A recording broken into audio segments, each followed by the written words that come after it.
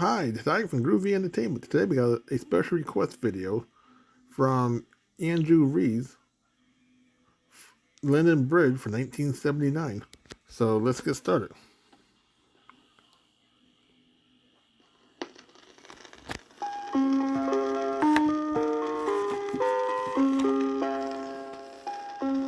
This is your Kid Stuff read-along book. Every time you hear this chime, it means that you are to turn the page in your storybook. Now we are ready to begin our adventure into the land of fun.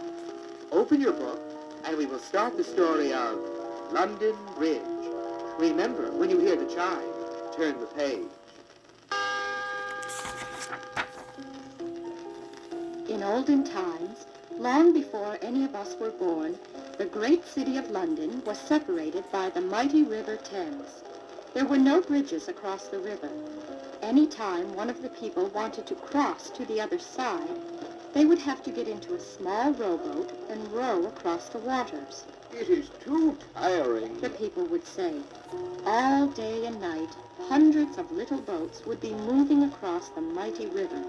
The Lord Mayor of London said, It is impossible. There must be an easier way to cross the river.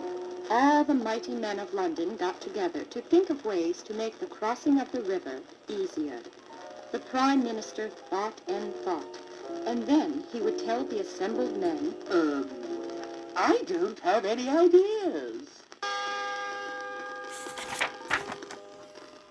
Then the second Prime Minister would get up and say, I have thought and thought, and the only way to cross the river is to row across.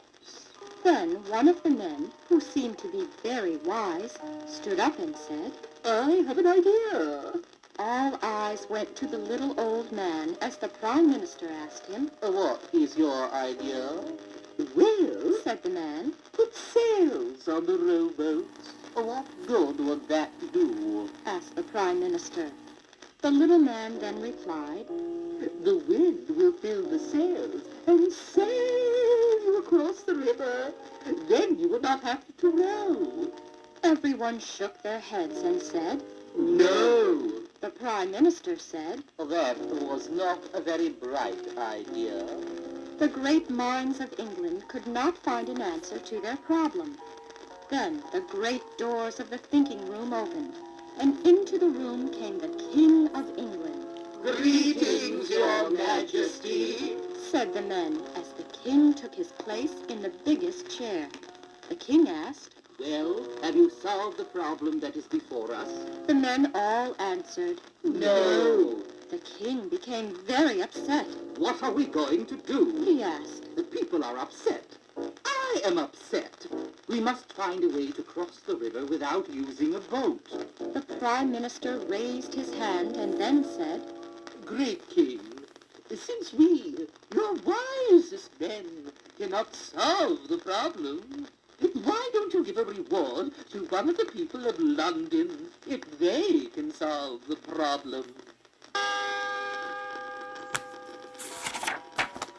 The king thought for a moment, and then a smile came across his face. That is a wonderful idea. The very next day, the town crier rode through the city, making a very important announcement. Whoever can find a way to cross the river without using a boat will be given all the gold he can carry. When the people heard about the reward, they became very interested in helping their king. Men, women, and children from all parts of England came to the king with their ideas. They stormed the throne room and told the king many strange ways to cross the river. And to every one of them, the king said, No, no, no. By the end of the week, the king was so tired of receiving his subjects and so tired of saying No, no, no. that he closed the door to his throne room and decided to take a long rest. He will never solve our problem. Now, in a small village near the great forest, there lived a little man by the name of Richard Lafair. He was a dreamer. He would sit by the stream that ran by his house and think. I wish I could find a way to cross the River Thames and have all the gold I can carry. He looked at the small stream before him and said, I will pretend that this is the River Thames running through London, and I want to cross it. But how? First, he jumped over the stream to the other side. That was easy. But the River Thames is too large. I could not jump across that one. Then he chopped down a tree and another tree and placed them over the stream. He walked across it and said, This is it. I have found a way to cross the river with tree branches. The people can walk or ride across on the branches. The little man drew a picture of his discovery on a piece of parchment. When it was done, he said, This is the answer. I shall ride for London to see the king. He started his ride the very next morning. He rode all day and all night, and the next day he found himself in front of the castle of the King of England. Let me in. I have solved the king's problem.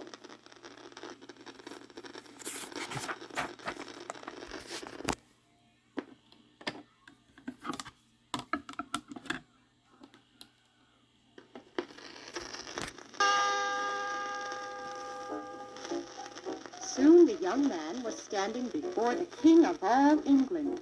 The king looked down on him and said, Can you help us? I can. exclaimed the boy, as he unrolled the parchment on which he had drawn his picture. All the wise men looked at the drawing and said, The king looked at it and said, Then everyone said, Very interesting. The king told the young man. We will think about it. After the young man left the room, they all began to dance and sing around the room. Wonderful idea. The king said. But very expensive.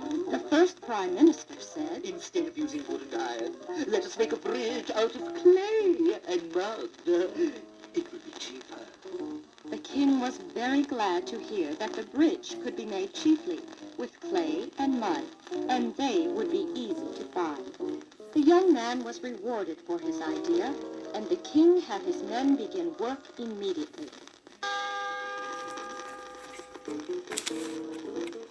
Everyone in the town of London watched as the bridge was constructed. It's a wonder. They would say. The king watched from his palace window and said, I hope it is strong enough. The prime minister told him, It is made from very strong materials. Well-dried mud. Weeks came and went, and finally the bridge that the king called London Bridge was complete. The king announced to the cheering crowds, The bridge shall be open for use in 2 days. all the people could not wait for the bridge to open, for they wanted to be the first to cross this amazing bridge. Just think, no more rowing boats to the other side. Oh, it is wonderful, marvelous, amazing. Back on the banks of the small stream sat the little man who had first thought of the bridge. He was very angry to hear that the bridge was being made of mud. It will fall down. It should have been made of strong wood with iron nails and braces, like I drew on the parchment. If it rains, the bridge will fall down. So the man got on his horse and rode all day and all night and reached the city of London the next day. When he got there, the sky was dark, and far off in the distance he could hear the thunder and see the lightning. He asked at the front gate, Let me see the king, please. When the king was told that the man who had designed the bridge was waiting outside, he said, Show him in. This is an exciting day for him as well as for me. Soon the young man was standing in front of the king. Sire, look outside. Soon it will rain, and the rain will soften the mud, and your London Bridge will come falling down. The prime minister said. No, impossible. The young man said. You should have built it as I told you to. It will not fall down. insisted the Prime Minister. The king looked out of the window and watched the rain falling and listened to the thunder. Then the king yelled. Look at London Bridge. The mud is getting wet and beginning to fall apart. It is falling down. And down it went. The king could not believe his eyes. Prime Minister, look at what you have done. Your trying to save me money has cost me twice as much. The king was so angry that he fired the Prime Minister and told the young man who had thought up the idea of the bridge that he was to be the new Prime Minister. At once, the young man began to rebuild the bridge out of wood and steel. Soon the mighty bridge was completed. The young man told the king. It will not fall down when it rains.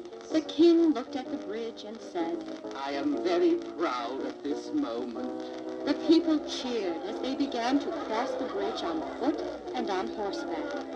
London Bridge stood for many, many years and is known the world over. Here is a poem that someone long ago wrote about the great bridge of London. London Bridge is falling down, falling down, falling down. London Bridge is falling down, my fair lady. Build it up with iron bars, iron bars, iron bars.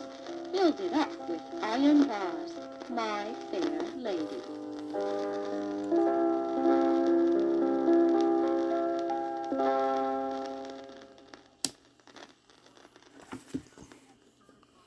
So that was the story of London Bridge from 1979, requested by Andrew Reese. So if you like, subscribe, share, and comment, and have a groovy day. Our next book will be It's Marmaduke.